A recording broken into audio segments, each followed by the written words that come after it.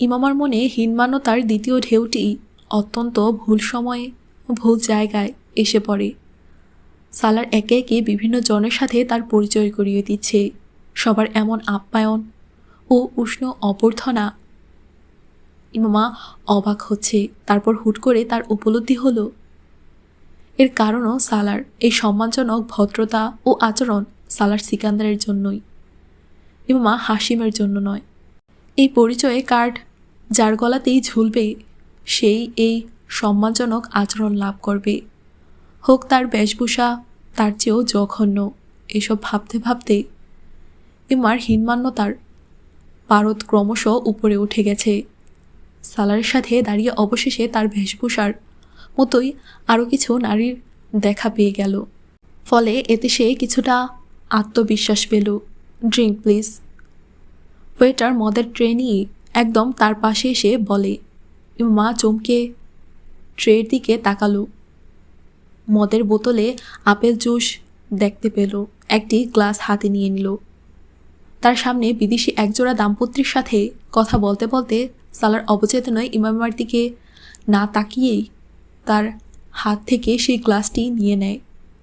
ইমামা অবাক হলো। মুহূর্তের জন্য ইমামার মনে হলো এটি হয়তো সালার নিজেই পান করতে চাচ্ছে, কিন্তু গ্লাসটি হাতে নিয়ে সালার ওভাবেই সেই দাম্পত্যের সাথে কথা বলতে থাকে। ওয়েটার তার আশেপাশে সবাইকে সার্ভ করতে করতে পুনরায় সালারের কাছে এলো। সালার ইমামার থেকে নেওয়া গ্লাসটি অসম্ভব নির্বিকার ভঙ্গিতে পুনরায় সেটি ট্রেতে রাখতে রাখতে ওয়েটারকে বলে, সফট ড্রিঙ্ক প্লিজ। ইমামার কিছুই বুঝে এলো না। ট্রেতে রাখা তার গ্লাসটিকে সে ক্রমশ দূরে যেতে দেখছে। অতপর সে সালার দিকে তাকায়, দেখল সে এখনও কথোপকথনে মশগুল। কয়েক মুহূর্ত পর ওয়েটার অন্য একটি ট্রেনে উপস্থিত হলো। এবার ইমামা গ্লাস তোলার আগেই সালার নিজেই একটি গ্লাস তুলে নিল হাতে, অপর গ্লাসটি নিজের জন্য হাতে নিল। ওহ হ্যালো সালার। 40-45 বছরের একজন মহিলা সালারের দিকে আস্তে আস্তে তার সাথে হাত মেলালো। তারপর অসম্ভব বন্ধুত্বপূর্ণ ভঙ্গিতে আন্তরিকতার সাথে তার কাঁধে হাত রাখে। সালার ওখানকার অন্যান্য পুরুষের মতো নারীদের সাথে আলিঙ্গন করছিল না, কিন্তু তাদের মধ্যে কিছু নারীর সাথে হাত মেলাচ্ছিল। ইমামার কাছে এটি হজম করা অত্যন্ত কঠিন হয়ে পড়েছে। আমাকে কে যেন তোমার স্ত্রীর ব্যাপারে বলেছিল। এটি আমার জন্য একটি বড় সুসংবাদ। কবে বিয়ে করেছ তুমি? মহিলাটি তাকে বলে। সালার অসম্ভব ভদ্রতার সহিত ইমামার সাথে পরিচয় করিয়ে দিল। মিসেস লায়েক। তার সাথে কথা বলে তাকে ডিনারে আমন্ত্রণ জানালো।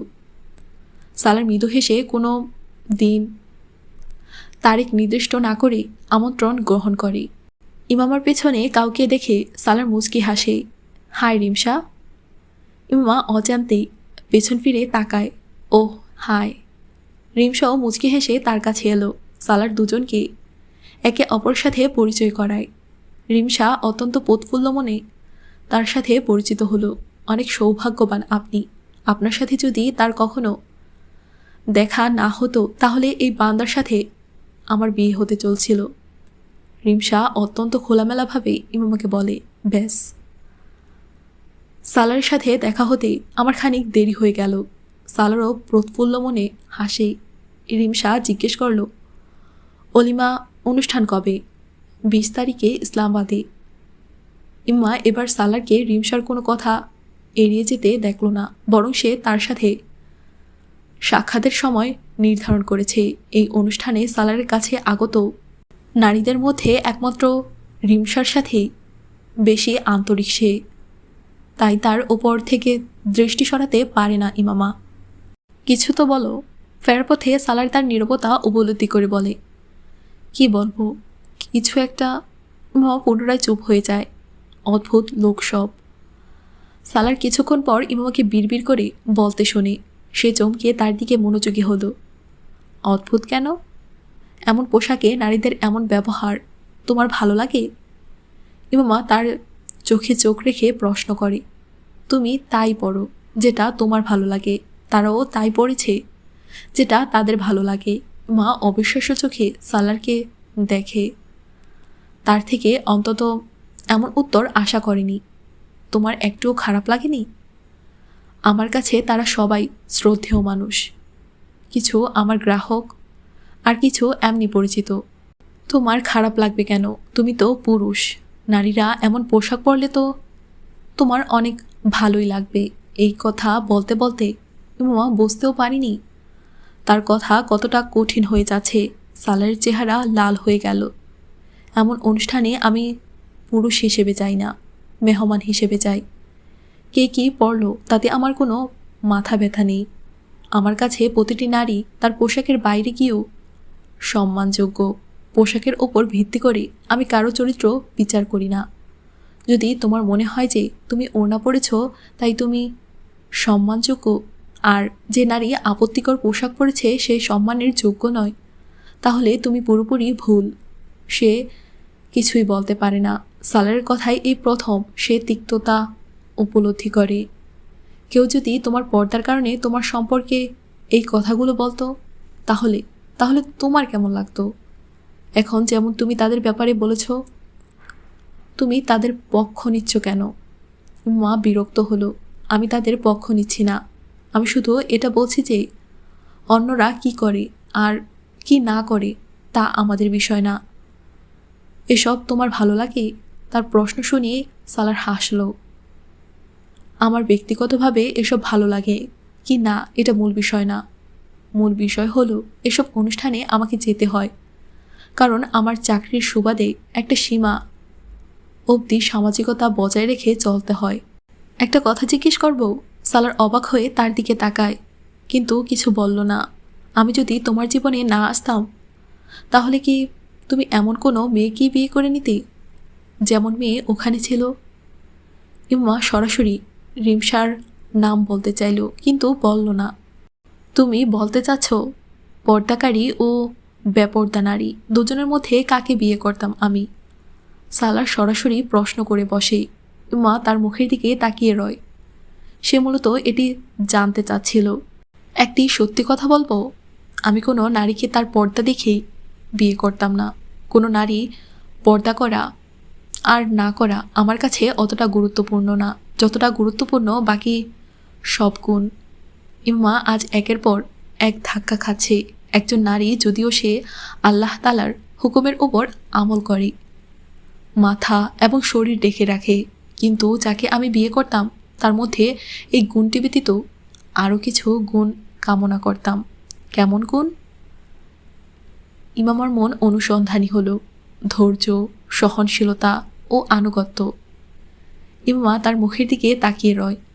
ডিগ্রি, ওভারলুক, ম্যানারিজম এবং পর্দা এই সব কিছু থেকে মেয়েদের মধ্যে, কিন্তু এই দুটি গুণ বিরল হতে চলেছে এখন। ইমামার মনে সন্দেহ থাকলেও এখন দূর হয়ে যাচ্ছে। আমাকে কেন ভালো লাগলো তোমার? অবশেষে সে সালারকে জিজ্ঞেস করেই ফেলে। শুধু পর্দাই তো তোমাকে মোহমুগ্ধ করে না, আনুগত্য এবং সহনশীলতা তো আমি কখনো দেখাইনি। তাহলে? জানি না, এটি সেই প্রশ্ন যার উত্তর কখনো আমি খুঁজে পাইনি। তোমাকে অপছন্দ করার একাধিক কারণ বলতে পারবো, কিন্তু পছন্দ করার জন্য আমার কাছে কোনো কারণ নেই। সালার গাড়ি চালাতে চালাতে বলে চলেছে, প্রথমে তুমি আমাকে কৌতূহলী করে তুলতে, তারপর অস্বস্তি দিতে লাগলে, তারপর আমাকে ভীত ও তাড়িত করতে লাগলে, তারপর আমি তোমাকে ঈর্ষা করতে লাগলাম, তারপর হিংসা এবং সর্বশেষ ভালোবাসা। সালার খানিক অসহায়ভাবে হাসে। এই সবগুলো পর্যায়ের মধ্যে কেবল একটি জিনিসই একই ছিল, আর তা হলো আমি তোমাকে কখনোই আমার মাথা থেকে ঝেড়ে ফেলতে পারিনি। তোমার কথা মনে পড়তো এবং মনে পড়ে, আর আমার মন কেবল তোমার দিকেই ছুটে চলে।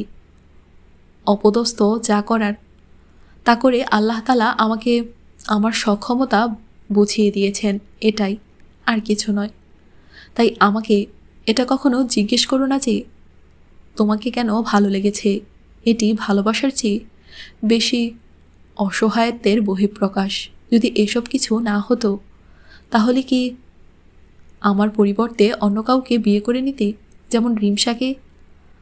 সালার চমকে তার দিকে তাকালো, তারপর হেসে ফেলে। তার মানে এই প্রশ্ন রিমশার জন্য করা হচ্ছে। তুমি একটা বোকা, তাকে তোমার ভালো লাগে তাই না?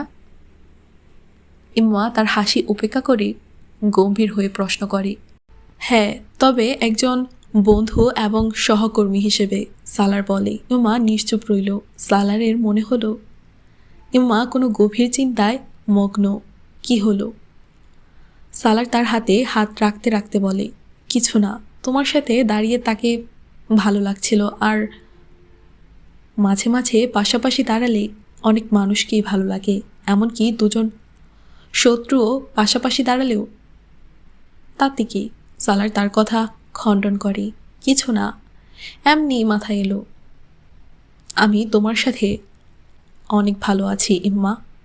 এটি আমার জীবনের সবচেয়ে ভালো সময়। এখন আমার জীবনে আর কোনো অপ্রাপ্তি নেই। তাই তুমি তোমার এসব আজগুবি অনুমান ও কল্পনা থেকে দূরে থাকো। ডিনারে যাও, খাবার খাও, মানুষের সাথে কথাবার্তা বলো, ব্যাস এতটুকুই। ওই জগৎকে নিজের সাথে বাসায় নিয়ে এসো না। রাতে উপন্যাস পড়তে পড়তে ইম্মা সালারের কথাগুলো নিয়ে ভাবতে লাগে। সালার ল্যাপটপে তার কাজ করছে। উপন্যাস থেকে চোখ সরিয়ে সালার দিকে তাকিয়ে রইল সে। সালার তার কাজে মগ্ন হয়ে আছে। সালার। কিছুক্ষণ পর সে সালারকে ডাকে। হ্যাঁ।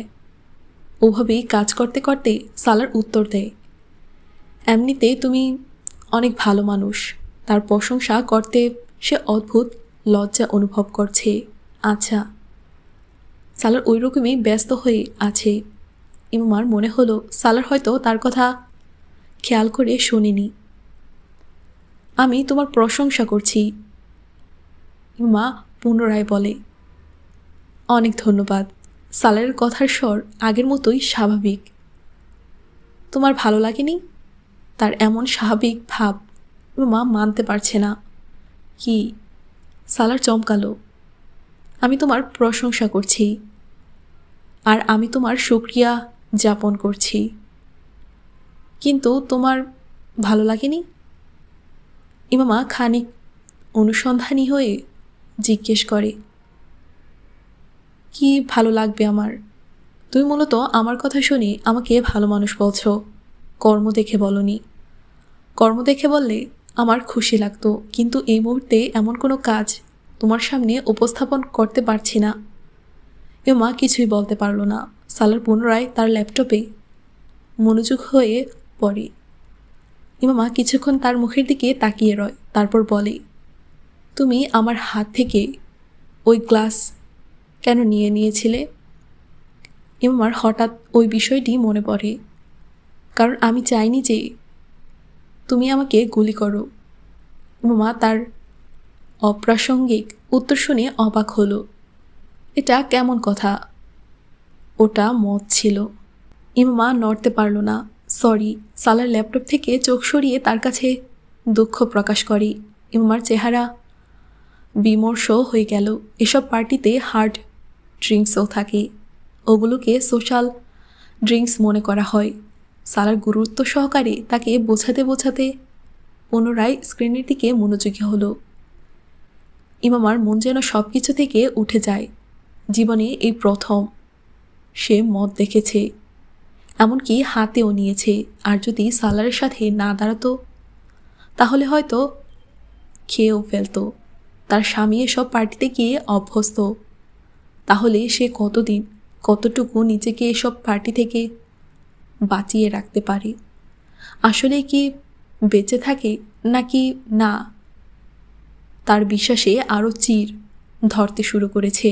এক সপ্তাহের ভেতরই সে কারো চরিত্র বুঝে উঠতে পারবে না, যেখানে সে বিয়ের প্রথম মাসেই তাকে পরিপূর্ণভাবে প্রভাবিত করার চেষ্টা করে যাচ্ছে। কয়েক মুহূর্ত আগে সালার জন্য হৃদয়ে জাগ্রত শ্রদ্ধা যেন এক সেকেন্ডেই কোথাও উধাও হয়ে গেল।